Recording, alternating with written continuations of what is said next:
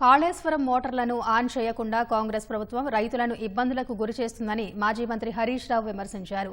నీటి విలువ తెలియని వాళ్లు పాలన సాగిస్తున్నారని ఎద్దేవా చేశారు. తమ పార్టీ నేతలపై కోపంతో రైతులను ఇబ్బందికి గురిచేస్తున్నారని మండిపడ్డారు. Annaram safe, Sundilla safe, Kannepalli pump house perfect ఉన్నది, నదిలో నీళ్లున్నాయి, మోటార్ ఒత్తితే లక్షల ఎకరాల్లో పంట పడుతుంది కదా. ఎందుకు ఈ నిర్లక్ష్యం? అంటే బీఆర్ఎస్ మీద కోపంతోనో రైతులకు ఎందుకు శిక్ష వేస్తున్నారు, రాష్ట్రానికి ఎందుకు నష్టం చేస్తున్నారు అని మేము అడుగుతా ఉన్నాం. ఈరోజు ఒక జిల్లా 2 జిల్లాలు కాదు, ఇలా మీరు మోటార్లు ఆన్ చేస్తే 15 జిల్లాలకు మేలు జరుగుతుంది.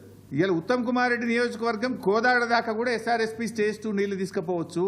మొదటి పంటకు సూర్యాపేట, తుంగతుర్తి, కోదాడలో కూడా నీళ్లు ఇచ్చే అవకాశం ఉంది. కట్నీల్లోలే పెట్టిన పొయ్యోలే కాళేశ్వరం తయారున్నది.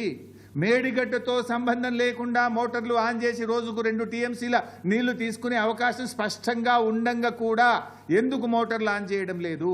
దయచేసి ఆలోచన చేయాలని చెప్పి మేము ప్రభుత్వాన్ని కోరుతా ఉన్నాం. మాదొకటే డిమాండ్, సూటిగా ప్రభుత్వాన్ని అడుగుతా ఉన్నాం.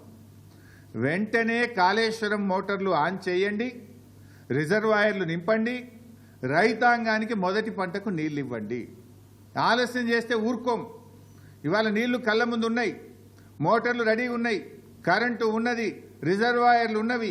తక్షణమే మోటార్లు ఆన్ చేయండి, రైతాంగానికి నీళ్లు ఇవ్వండి.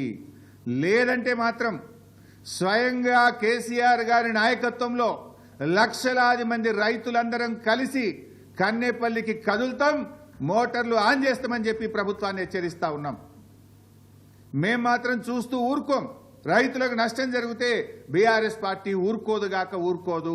అవకాశం మరి మీరు ఇస్తారా, మరి ప్రజలతో మమ్మల్ని కదలమంటారా, మీరే తేల్చుకోవాల్సిన అవసరం ఉంది.